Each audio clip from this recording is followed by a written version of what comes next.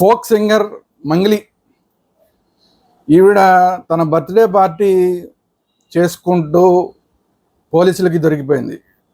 Birthday party చేసుకుంటే పోలీసులు దొరికిపోవడం ఏంటంటే, బర్త్డే పార్టీలో విదేశీ మద్యం దొరికింది. పర్మిషన్ లేకుండా విదేశీ మద్యం వాడకూడదు. సో ఆ పర్మిషన్ లేకుండా విదేశీ మద్యం వాడుతూ దొరికినందుకు మంగ్లీ మీద కేసు బుక్ అయింది. అది కాకుండా ఆ పార్టీలో 9 మంది మీద డ్రగ్స్కి సంబంధించిన కేసు కూడా నమోదైంది. కారణం ఏంటంటే ఆ 9 మందికి గాంజా తాగారు అన్నది పాజిటివ్గా తేలింది అనేది పోలీసులు చెప్తున్నమాట. ఇది కాకుండా వేరే ఇంకొక డ్రగ్ కూడా వాడారు అనేది. అయితే ఇంకా పోలీసులు క్లారిఫై చెయ్యింది ఏంటంటే, వాళ్ళు అక్కడ గాంజా కానీ లేదా ఇతర డ్రగ్స్ కానీ వాడి పాజిటివ్గా దొరికారా, లేదంటే బయట ఎక్కడన్నా ఆ గాంజా కానీ లేదంటే ఇతర డ్రగ్స్ కానీ సేవించి పార్టీకి వచ్చారా, ఈ రెండిట్లో ఏది జరిగింది అనేది తేలాల్సి ఉంది. ఇది కాకుండా మంగ్లీ అక్కడ అసలు పార్టీ చేసుకోవడానికి, అంటే హైదరాబాద్కి దూరంగా ఒక గెస్ట్ హౌస్లో పార్టీ చేసుకుంది. అక్కడ ఏమో పెద్ద డీజేలు పెట్టి చాలా రచ్చరచ్చ చేస్తుంటే స్థానికులే అక్కడ కేసు పెట్టారు. కేసు అంటే పోలీసులు కంప్లైంట్ ఇస్తే పోలీసులు వచ్చి ఆ చెక్ చేసేసరికి ఇవంతా ఈ రచ్చ అంతా బయటపడింది. సో అసలు ఆ పార్టీ చేసుకోవడానికి కూడా పర్మిషన్ తీసుకోలేదు, డీజే పెట్టడానికి పర్మిషన్ తీసుకోలేదు, విదేశీ మద్యానికి పర్మిషన్ తీసుకోలేదు, డ్రగ్స్కి అయితే తిరిగి అసలు పర్మిషన్ ఉండదు అనుకోండి, అది అలా కూడా దొరికిపోయారు. సరే, ఇన్ని రకాలుగా దొరికిన దాంట్లో యూట్యూబర్లు కూడా కొంతమంది ఉన్నారంటున్నారు. ఈ జబర్దస్త్లో పనిచేసిన వాళ్ళు, లేదంటే ఆ బిగ్ బాస్లో పనిచేసిన వాళ్ళు, బిగ్ బాస్ షోలో ఉన్న వాళ్ళు కొంతమంది ఉన్నారని అంటున్నారు. మంగ్లీ చెల్లెలు, ఆ అమ్మాయి కూడా సింగరు, ఆ అమ్మాయి కూడా ఉందంటున్నారు. మంగ్లీ తమ్ముడి మీద ఏదో కేసు పెట్టారంటున్నారు. సో ఈ మొత్తం వ్యవహారం అంతా కూడా డ్రగ్స్ చుట్టూతో తిరుగుతుంది. కాబట్టి అసలు ఈ విషయంలో అన్నా కనీసం చర్యలు తీసుకోగలుగుతుంది, అలా తెలంగాణ ప్రభుత్వం తీసుకోలేదా?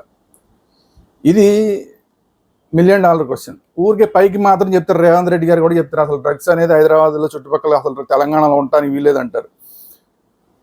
తీరా చూస్తే ఎక్కడ పడితే అక్కడ పబ్బుల్లో దొరుకుతూ ఉంటుంది, మొత్తం హెరాయిన్ లాంటివి అన్నీ దొరుకుతూ ఉంటాయి. ఆ కేసులు ఏమైపోతుందో తెలీదు.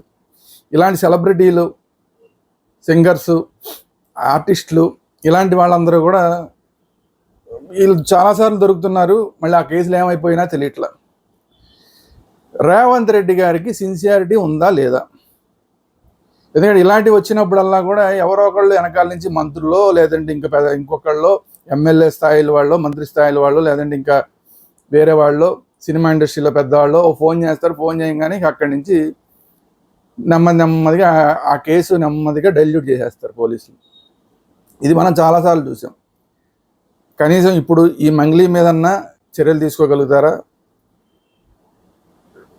మిగతా అక్కడ దొరికిన వాళ్ళు ఎవరైతే ఉన్నారో వాళ్ళ మీద చర్యలు తీసుకోగలుగుతారా? నాకైతే డౌటే. ఎందుకంటే తెలంగాణ పోలీసుల చరిత్ర అలా ఉంది. గతంలో ఎప్పుడో నాగార్జున గారి పేరు వచ్చినప్పటి నుంచి, ఎప్పుడో చాలా ఏళ్ల క్రితం ఇంకా పెద్ద పెద్ద ఆర్టిస్టుల పేర్లు వచ్చినప్పటి నుంచి, ఆ తర్వాత పూరి జగన్నాథులు, ఇక అబ్బో బోల్డ్ మంది, ఒకళ్ళేంటి చాలామంది పేర్లు వచ్చినాయి. తరుణ్, లేదంటే శివబాలాజీ, బోల్డ్ పేర్లు, ఒకళ్ళు కాదు.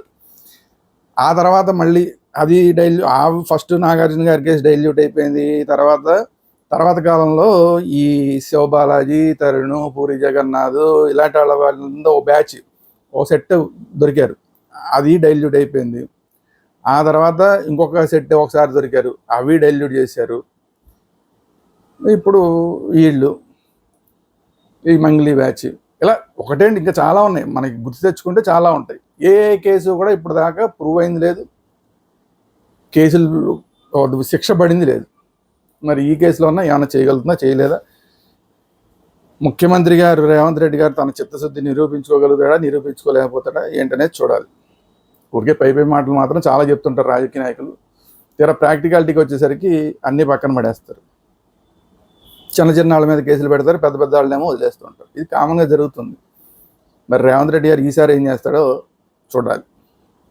ఇది వీడియో మీకు నచ్చినట్టయితే లైక్ చేయండి, మంగ్లీ మీద, వాళ్ళ చెల్లెల మీద, వాళ్ళ తమ్ముళ్ళ మీద, మిగతా ఎవరైతే దొరికారో వాళ్ళందరి మీద చర్యలు తీసుకోగలుగుతారా, తీసుకోలేరా? మీ అభిప్రాయం ఏంటనేది కామెంట్ రూపంలో తెలియజేయండి. అలాగే ఈ వీడియోని అందరికీ షేర్ చేయండి. Thank you very much.